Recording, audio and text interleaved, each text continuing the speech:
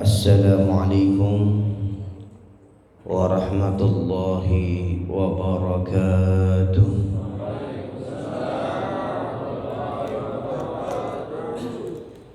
Alhamdulillahilladzi bini'matihi tatimmu shalihat wa tanzilul barakat wa tuqsamun nafahat wa tughfaru dhunub wal khati'at.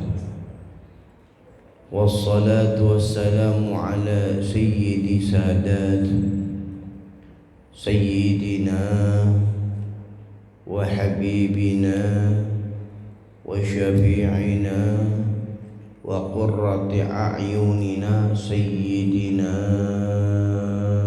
Muhammad salatan taghfiru biha dhunub wa tuslihu biha al-qulub wa tantaliqu biha al-'usub wa talinu biha as-su'ub wa ala alihi wa sahbihi wa man ilaihi mansub. Amma ba'du. Para hadirin, ada hadiratnya juga kan? Ada ya. Para hadirin dan hadirat, para kiai, para sepuh, para asatidah, para orang tua, tokoh masyarakat, di antaranya Kiai Lutfi belum datang ya. Di antaranya Dr. Haji Masyhuri Husein MA sebagai Ketua DMI Ranting Cipulir, Bapak Dr. Andes Kiai Haji Baihaqi Madani, Ketua DMI Cabang Kebayoran Lama, Bapak Anu Cahaya SSI PLT Lurah Cipulir, Bapak Haji Abdurrahman Effendi penggerak subuh gabungan, Bapak Haji Afrizal Zain MSI Ketua LMK Kelurahan Cipulir, Bapak Ahmad Rozak, kemudian Bapak Insinyur RM Asenu Nur Kaca sebagai Ketua RW, Bapak Sudarso, kemudian Bapak Haji Zakaria, Bapak Ustadz Rahmatullah, Sekretaris DMI Ranting Cipulir, Bapak Haji Abdul Rahim, Bapak Ngakang Nyoman, Bapak DKM, para DKM Masjid dan Musola sekelurahan Cipulir, Ormas Islam sekelurahan Cipulir, para LMK, kemudian para ketua RW, ketua RT dan lain-lain yang mohon maaf saya tidak sebut nama satu persatu. Kalau ada yang tidak tersebut, cuma harapan kita nama-nama kita yang hadir di sini disebut dan dikenal di hadapan Nabi Muhammad SAW. Indah apabila terjalin hubungan erat yang dalam antara umat dengan Sayyidina Muhammad, dan kekuatan umat ada di dalam ikatan umat kepada Sayyidina Muhammad. Makanya hebat ulama-ulama kita. Mereka tahu bagaimana power kekuatan istimewa yang dimiliki oleh umat ketika umat sudah kenal baik dengan Nabi Muhammad SAW. Kalau di zaman sahabat dulu tidak ada maulid seperti ini karena mereka langsung melihat kepada Nabi. Di zaman tabi'in, tabi'ut tabi'in, nggak ada maulid kayak begini karena setiap hari di rumah-rumah mereka yang disebut selalu nama Nabi Muhammad SAW. Di rumah mereka, sebagaimana tadi guru kita mengabarkan, itu selalu bagaimana tidurnya Nabi diikutin oleh mereka. bagaimana makannya Nabi diikutin oleh mereka, dan anak-anak mereka terdidik daripada apa yang dilakukan dengan caranya Nabi Muhammad SAW. Makanya kekuatan istimewa di zaman tabi'in, tabi'ut tabi'in ini kekuatan yang hebat. Tapi setelah abad ketiga, ini Islam tersebar di mana-mana. Mulai banyak kendor. Apalagi pada saat itu Islam sudah berada di dalam puncaknya kehebatan, yang manusia di antara gangguannya adalah keduniaan. Khawatir apabila umat lebih mendahulukan keduniaan daripada Nabi Muhammad SAW, di situ akan terjadi jatuhnya umat Islam. Maka umat pada saat itu berpikir, para ulama, para solihin berpikir bagaimana caranya akan selalu menghubungkan hati umat kepada Sayyidina Muhammad. Istikharah yang ada pada mereka, petunjuk yang Allah berikan kepada orang-orang khusus di antara mereka, para aulia, para ulama, para solihin, yang tercetus di antara mereka mengadakan peringatan maulidnya Nabi Muhammad sallallahu alaihi wasallam. Jadi ini yang bikin maulid ini ulama besar, ulama-ulama terkemuka di kalangan dunia. Banyak dalil, saya nggak mau banyak nyebutin dalil, sudah. Dalil yang ada di depan mata kita nih, kita lagi bikin di sini subuh gabungan dan peringatan Maulid. Alhamdulillah adanya kita di sini, kita mengisi waktu dengan zikir, dengan selawat, dengan silaturahmi. Kalau nggak ada Maulid kayak begini, pada saat ini mungkin masing-masing punya kesibukannya. Entah bekerja, entah masih tidur, entah macam-macam. Ini sudah satu dalil.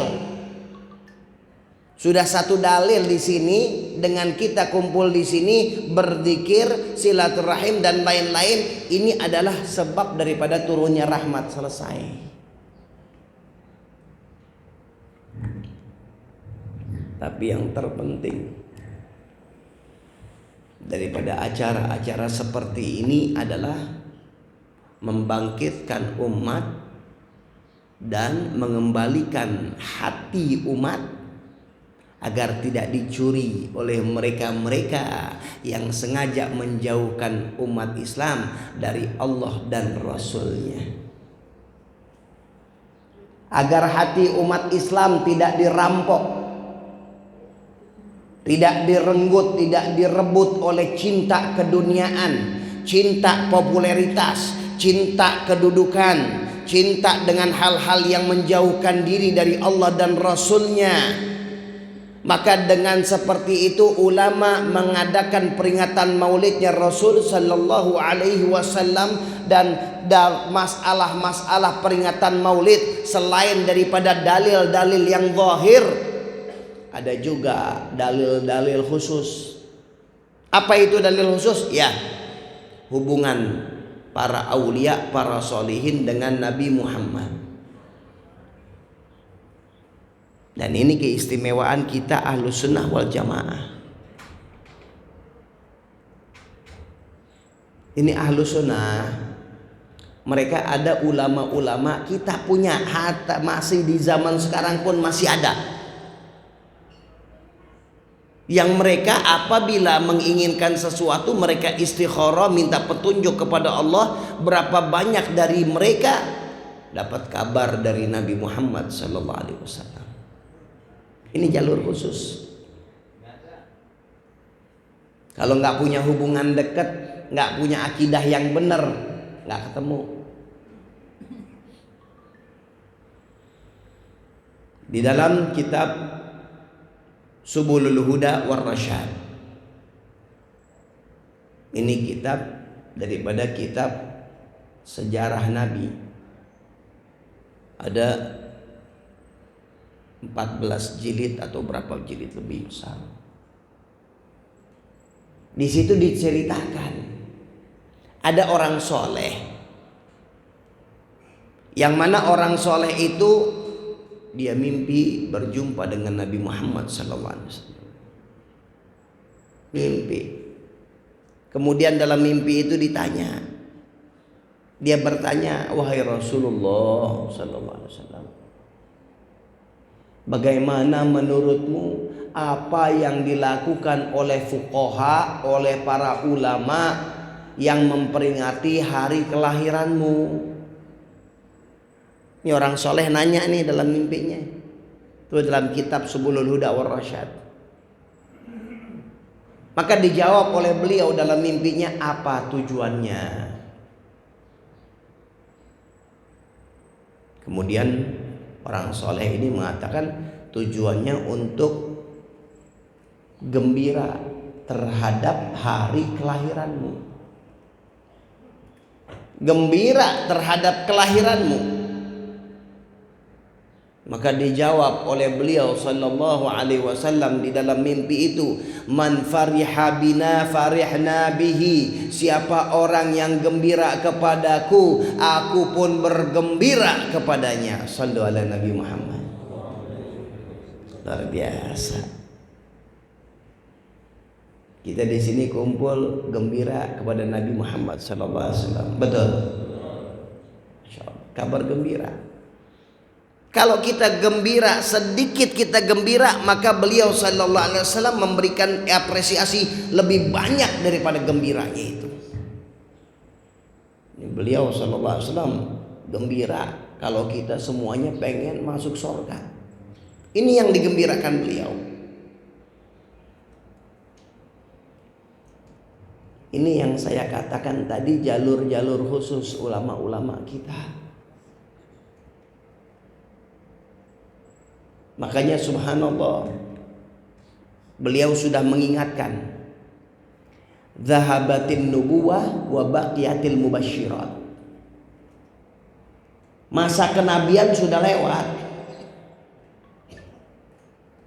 Zaman kenabian sudah selesai. Tapi jangan dipikir ketika zaman kenabian sudah tidak ada, manusia ini buta. Tidak. Tidak akan pernah ada manusia buta ketika mereka ikut petunjuk Sayyidina Muhammad. Karena beliau melanjutkan, zahabatin nubuwah, telah sirna atau telah selesai zaman kenabian, wa baqiyatil mubasyirat. Masih ada dan tetap ada orang-orang pemberi kabar gembira. Memberi kabar gembira yang mereka indahnya di dalam kedekatan kepada Allah, hebatnya di dalam mengikuti Sayyidina Muhammad. Bagaimana tidurnya Nabi Muhammad, bagaimana makannya Nabi Muhammad, bagaimana akhlaknya Nabi Muhammad.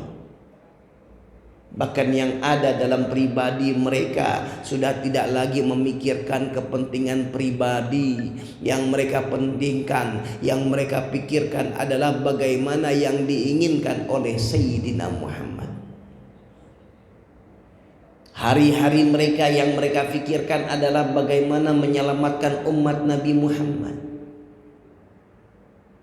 Maka dari mereka, lewat mereka Allah Subhanahu wa ta'ala bukakan kabar-kabar gembira tentang umat. Ini yang jangan pernah kita lupakan. Makanya kita diajarkan biar kita ini punya guru yang memang guru itu bisa menyambungkan hati kita. Punya guru yang bersambung dengan para ulama, para salihin, para aulia, yang memang bisa membukakan fata morgana yang ada dalam pandangan-pandangan hidup. Fata morgana terlalu banyak dalam kehidupan. Apabila casing mata kita ini tidak ada yang membuka mata di dalam membuka hati kita sesuai dengan apa yang diajar oleh Sayyidina Muhammad. Hadirin dan hadirat rahimakumullah. Dalam hadis itu dikatakan sahabat bertanya, mal mubasyirat, apa itu ya Rasulullah? Mubasyirat itu apa? Beliau menjelaskan ru'yatul mu'min alladzi ra'ah, yaitu mimpinya orang mukmin yang dia lihat. Orang mukmin artinya orang yang memang seorang mukmin yang punya keimanan hebat, punya keyakinan bagus, dan menciptakan dirinya untuk ikut kepada Sayyidina Muhammad sallallahu alaihi wasallam. Nggak punya rasa benci kepada saudara muslim, nggak punya rasa buruk sangka, rasa dengki, nggak ada. Yang ada rahmah. Yang ada rahmah, hatinya selalu sayang kepada umat. Dan ini adalah warisan dari Sayyidina Muhammad sallallahu alaihi wasallam. Jadi hadirin, kita bicara tentang kemajuan umat, tentang perubahan umat. Ini umat nggak pernah bisa berubah kalau nggak punya figur. Kalau mereka nggak punya ikutan, tidak ada motivasi di dalam perubahan, nggak bisa berubah. Dan zaman jahiliyah yang dulu, yang mereka itu dikatakan jahiliyah, itu terus akan berputar, akan terus berlomba dengan zaman kemodernan yang dibawa oleh Nabi Sallallahu Alaihi Wasallam. Apabila zaman itu sudah tidak lagi ikut kepada Nabi, maka jahiliyah itu kembali lagi. Ini Rasul Sallallahu Alaihi Wasallam, beliau membawa umat dari zaman keterpurukan, dari zaman yang parah, zaman yang disebut dengan zaman jahiliyah. Ini jahiliyah, bukan primitif, bukan. Jangan kita anggap jahiliyah primitif, enggak. Mereka dulu sudah banyak yang pakai baju sutra. Baju sutra kita tahu sendiri. Berapa sekarang baju sutra? Ada 5 juta. Kurang lebih lah. Kalau yang asli ya. Yang asli. Banyak mereka. Bahkan bisnis mereka ekspor impor. Mereka bawa barang kontainer, yang bawa ada ya kontainer model dulu dah.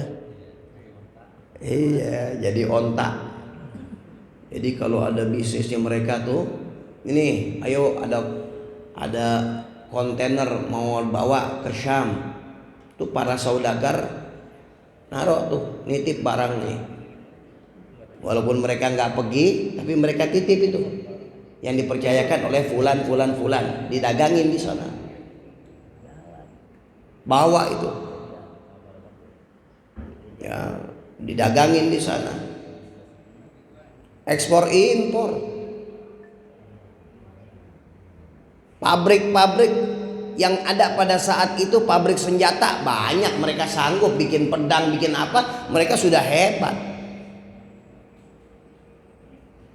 Tentang kesiapan mereka di dalam peperangan, latihan mereka di dalam peperangan, anak-anak kecil sudah hebat naik kuda. Sayyidina Ali dikatakan itu kalau naik kuda, itu beliau itu bisa muter di bawah perutnya kuda, naik lagi ke atas. Terampilnya hebat mereka.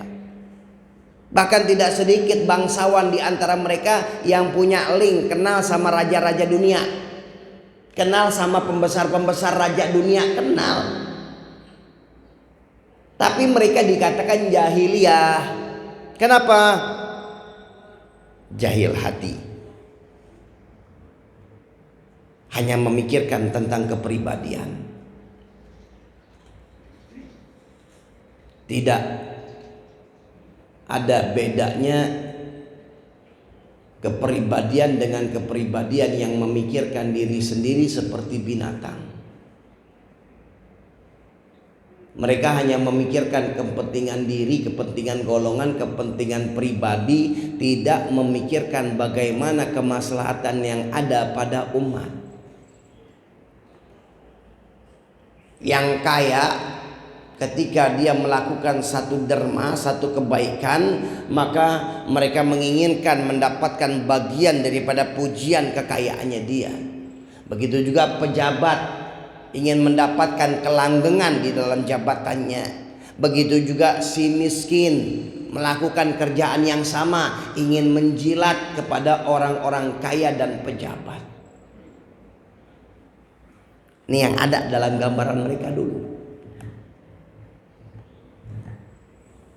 Ya, dalam arti kata, bukannya kerjaan itu di dalam gabung di dalam kebaikan itu artinya buruk, tidak. Tapi niat-niat mereka yang jadi buruk. Berkumpul, baik itu pejabat, orang kaya, orang-orang yang sederhana di dalam satu kebaikan, kalau manajemen hatinya dibagusin, itu hebat. Itu bagus. Tapi yang ada di zaman pada saat itu rusak. Makanya Abu Lahab nggak nerima. Abu Lahab nggak nerima. Karena memang Abu Lahab itu kalau bicara tentang silsilahnya itu keturunan daripada keturunan kepala suku. Saudara beliau yaitu Abdul Muthalib. Abdul Muthalib ini kepala suku. Abdul Muthalib nggak ada, ya jatuhnya kepada Abu Lahab. Ambisinya dia besar, makanya ketika dipegang beralih kepada Rasul SAW, Abu Lahab nggak mau nerima. Subhanallah, ini perjuangan Nabi Muhammad SAW. Itu yang seperti itu dirubah oleh Rasul Sallallahu Alaihi Wasallam. Watak-watak seperti itu, watak yang hanya mementingkan kepribadian, watak yang hanya mementingkan untuk diri sendiri, untuk keluarga saja, untuk golongannya saja, dirubah oleh Sayyidina Muhammad Sallallahu Alaihi Wasallam. Apa yang beliau datang merubah para sahabat? Yang pertama, beliau Sallallahu Alaihi Wasallam merapihkan hati mereka, tidak lagi bersandar kepada makhluk, tapi bersandar kepada Allah. Dikenalkan hati-hati mereka kepada Allah yang maha memberi, yang maha merubah. Tidak ada zat yang bisa memberi, tidak ada zat yang bisa merubah kecuali Allah. Ini ditanamkan di hati mereka. Beliau bicara kepada anak kecil Sayyidina Abdullah bin Abbas. Ya gulam, inni u'allimuka kalimatin ihfadillah yahfadka, ihfadillah tajidhu tujahaka. Wahai anak kecil, aku ajarkan engkau beberapa kalimat. Jaga Allah Subhanahu wa ta'ala dalam pribadimu, maka Allah akan jaga dirimu. Jaga Allah Subhanahu wa ta'ala di dalam sanubarimu, di dalam kepribadianmu, maka Allah Subhanahu wa ta'ala akan jaga engkau dalam kehidupan. Kau akan dapatkan kebesaran Allah. Diajarkan sahabat ini untuk kenal kepada Allah. Wa idza sta'anta fasta'in billah. Apabila engkau minta tolong, mintalah kepada Allah. Terus hati itu diikat, terus hati itu diajarkan oleh Rasul sallallahu alaihi wasallam untuk bergantung kepada zat yang bisa membawa perubahan segala-galanya. Sehingga orang-orang kaya di antara mereka ketika mereka melakukan satu kebaikan sudah tidak lagi berharap kepada makhluk. Berharap kepada makhluk, sekarang muji besok bisa nyela. Kurang-kurang dikit aja udah langsung diplengosin makhluk. Tapi digantungkan kepada Allah, ya Rabb, semuanya Engkau. Allah rapihkan hati-hati manusia untuk cinta kepadanya. Makanya Imam Syafi'i radhiyallahu an, beliau mengatakan, kalau engkau ingin cari perhatian kepada satu orang, mencari keridhaan satu orang, itu 10 orang akan benci kepadamu. Engkau mencari keridhaan, ya, perhatian kepada 10 orang, 100 orang benci kepadamu. Capek. Jadi bagaimana caranya? Caranya adalah cari keridhaan Allah. Allah akan arahkan hati-hati manusia untuk cinta kepadamu. Allah.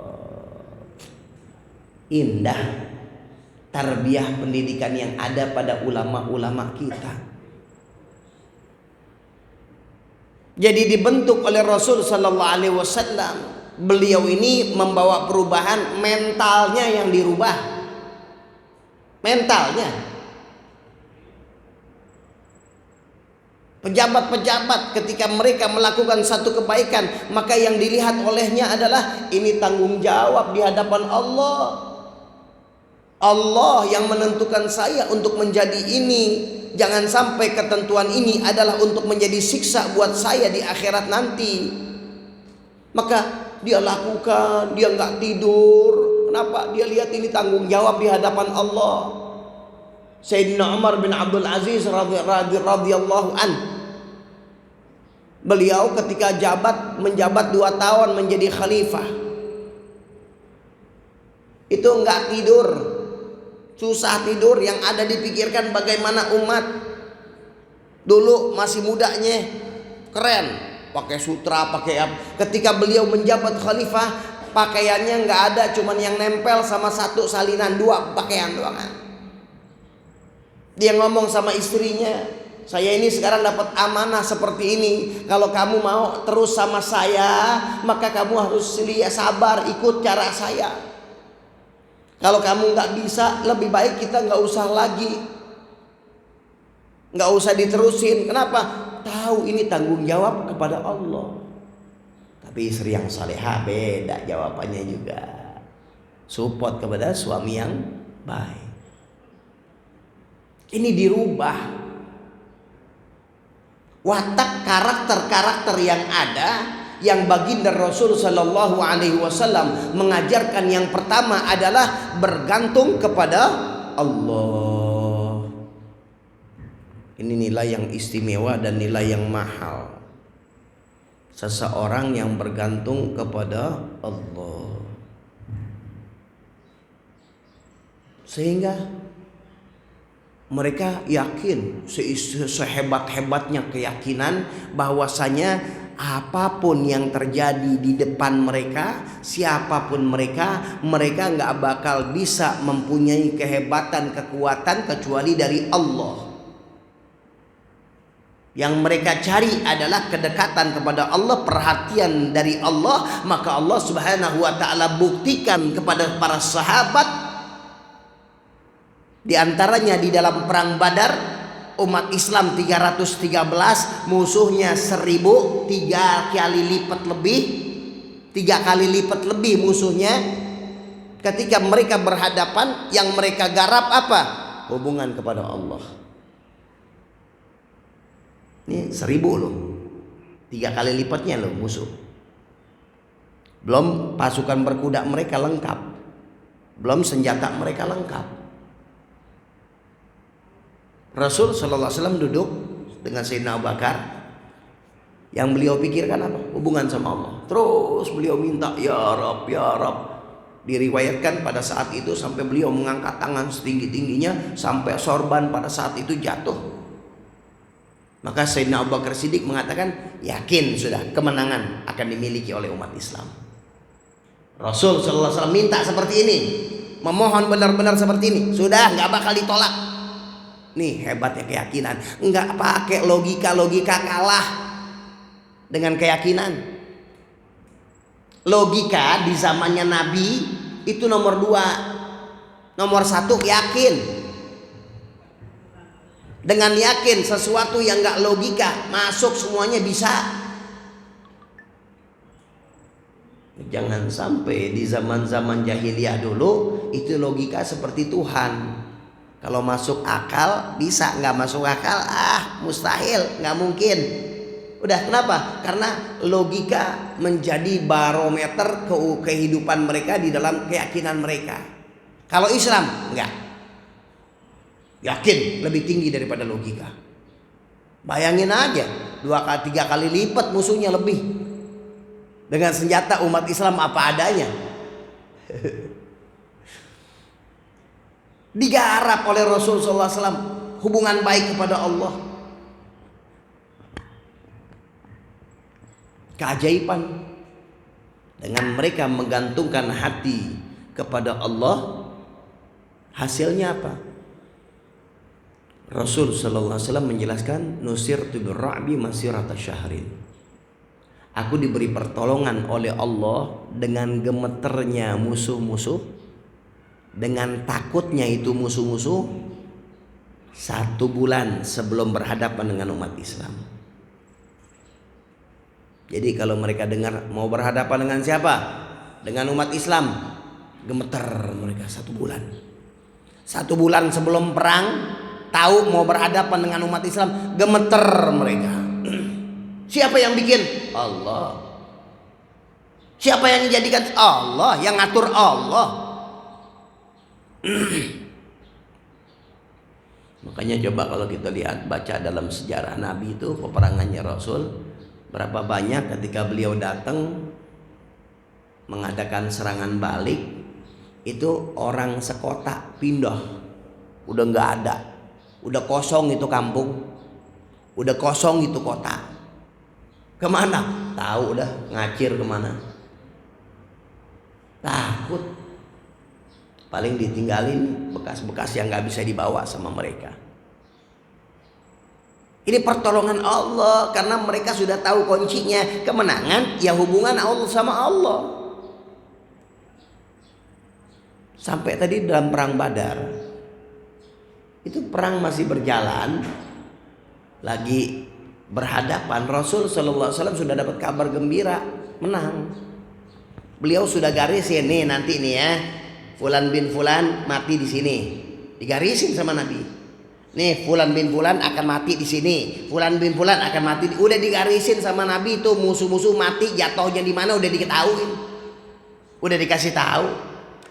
Sahabat yang meriwayatkan tidak bergeser sedikit pun apa yang digariskan oleh Nabi Muhammad SAW. Kalau bukan mainan Allah nggak mungkin begini. Ini kan yang hebat ini, mengawali kebangkitan umat dari ngikutin Nabi Muhammad. Nabi Muhammad kalau udah bisa kita ikutin, beliau buka hati kita untuk kenal kepada Allah. Karena ini yang ada dalam tarbiyah, dalam pendidikan dari Nabi Muhammad SAW. Terus dididik oleh beliau luar biasa untuk bergantung kepada Allah Subhanahu wa taala. Ahlan wa sahlan ya Lutfi Zawawi, Masya Allah, ya marhaba.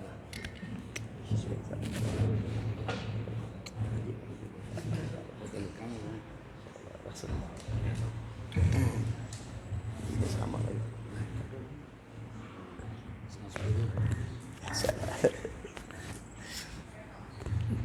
Nungguin guru kita ini. Ya, alhamdulillah beliau sudah datang, Masya Allah. Jadi hadirin, ini yang dididik oleh Rasul SAW. Dibentuk hati para sahabat menjadi hati yang istimewa, yang bergantungnya kepada zat yang bisa menentukan kemenangan, bukan jumlah. Berapa lama sih beliau bentuk? 23 tahun. 23 tahun itu pun tidak full semua sahabat menjalani pendidikan dari Rasul SAW 23 tahun, gak semua. Tapi dengan pendidikan seperti itu menjadi pendidikan yang istimewa. Maaf, numpang tanya, kita merdeka udah berapa tahun ya? 79 tahun. 79 tahun tapi masih aja diaduk-aduk. Masih aja diadu domba. Terus isu-isu yang bikin masyarakat ini ngutek-ngutek di situ aja, nggak mikirin negaranya lagi dirampok, nggak mikirin negaranya ini lagi dinistakan.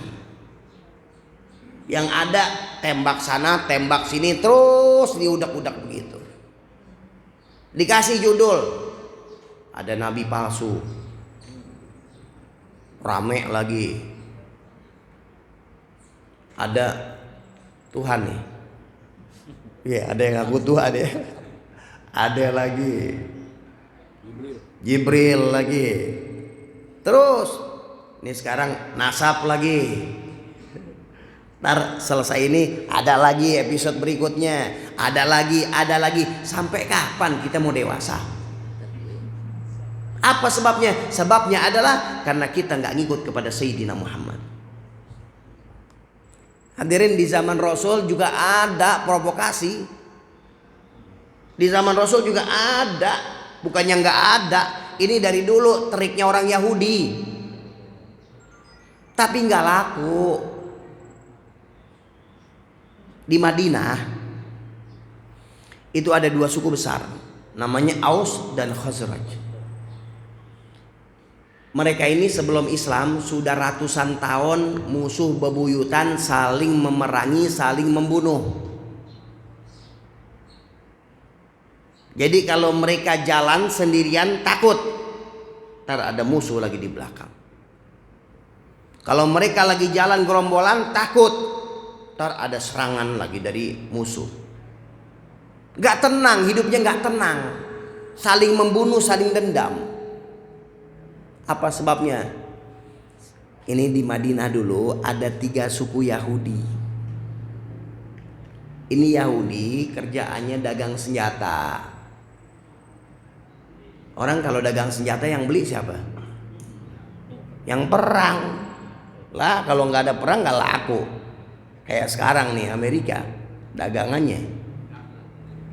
Iya. Terus bagaimana menciptakan perang? Ya adu domba. Biar terus perang. Karena berapa banyak ya musibatu qaumin inda qaumi fawaidu. Musibah pada satu kaum tapi di dalam kelompok lain itu keuntungan. Ini banyak kayak begini. Akhirnya datang Nabi SAW itu merapihkan kota Madinah, menormalkan cara berpikir mereka. Akhirnya mereka masuk Islam. Gak laku deh yang dagang. Gak senang hati ada tokoh Yahudi yang gak senang sama Islam, namanya Syas bin Qais.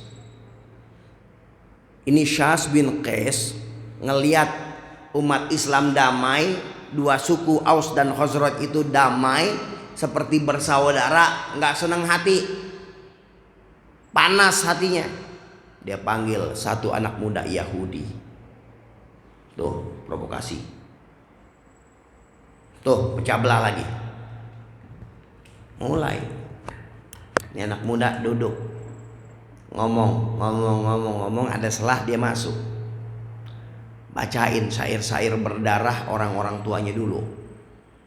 Bacain dendam orang-orang tuanya dulu kepada kelompok yang satunya. Mulai kelompok satu sambut begini begitu dan lain-lainnya. Akhirnya hampir mereka bangun dan mengangkat pedang-pedang mereka. Tapi diketahui oleh Nabi. Nabi tahu, disamperin sama Nabi, diingetin, apa kalian mau balik ke zaman jahiliyah setelah Allah kasih kalian ini hidayah? Artinya apakah kalian ini mau kayak dulu lagi, hidup gersang, hidup ketakutan, hidup saling dendam? Setelah kalian Allah kasih bersaudara, tenang, mau kemana aja juga sendirian, aman, gak ada dendam. Kalian mau lagi balik ke situ? Mereka sadar, mereka nangis, mereka minta maaf, mereka berpelukan. Nggak laku itu Yahudi. Kenapa? Pegangan kepada Nabi Muhammad.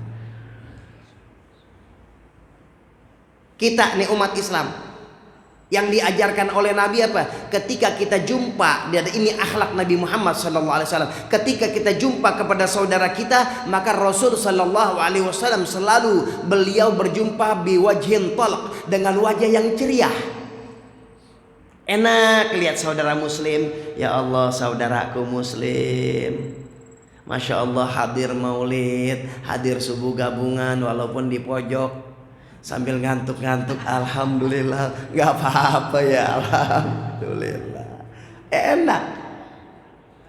Itu ngelihat begitu ibadah, dapat pahala. Nggak ada celah untuk buruk, nggak ada celah untuk jelek, nggak ada. Masya Allah, hadirin dan hadirat rahimakumullah. Ya, banyak, tapi intinya daripada majelis ini adalah majelis untuk membangkitkan umat, ya, memajukan cara berpikir umat melalui cara Nabi Muhammad SAW. Kebangkitan ada di dalam ikut kepada Rasul SAW. Ya, beliau merubah semuanya.